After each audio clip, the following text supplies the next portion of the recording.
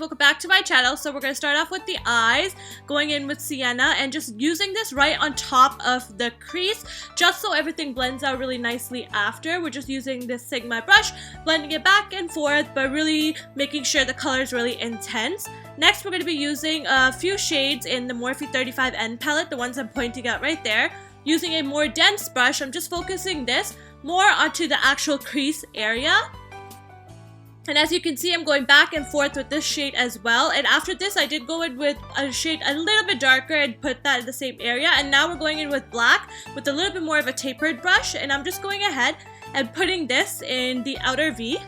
And we're going in with this metal eyeshadow, the same one I used in my last tutorial. And we're just tapping this onto the lid just because the color pays off much more better with your fingers.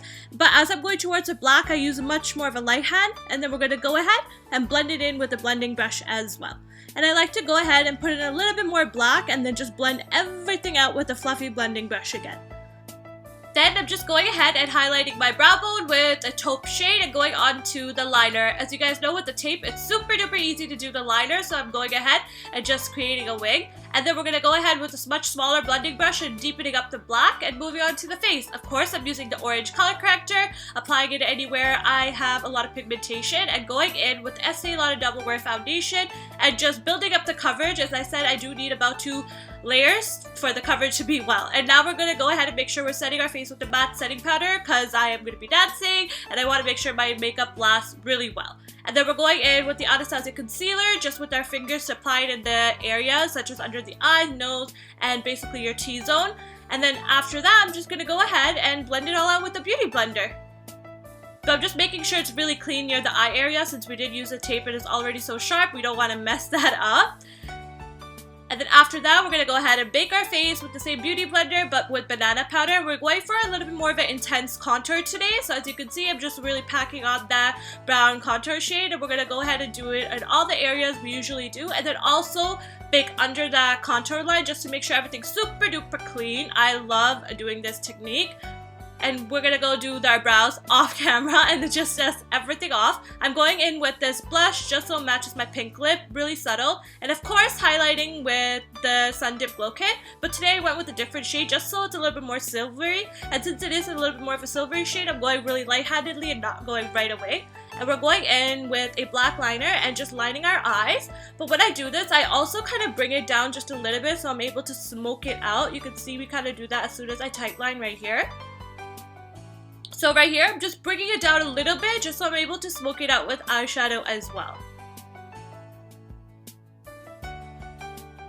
Once I do that, you just take a black liner, shadow, and then you just kind of put it on top of that to set it and also drag it down just so you get a nice smoky eye. And after that, you're going to go in with a little bit of an orange shade. I am using Sienna again just to make sure everything blends out and it doesn't just look like a harsh black line under your eye.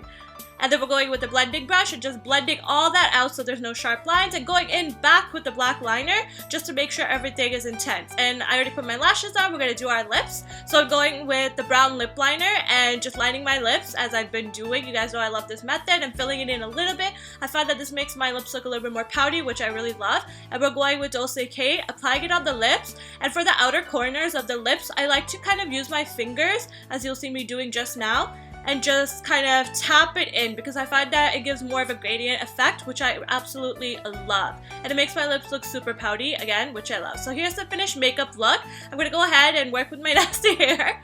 And then we're going to go ahead and put on our jewelry. So my jewelry, the choker is from Aldo and the earrings are from my sister's collection.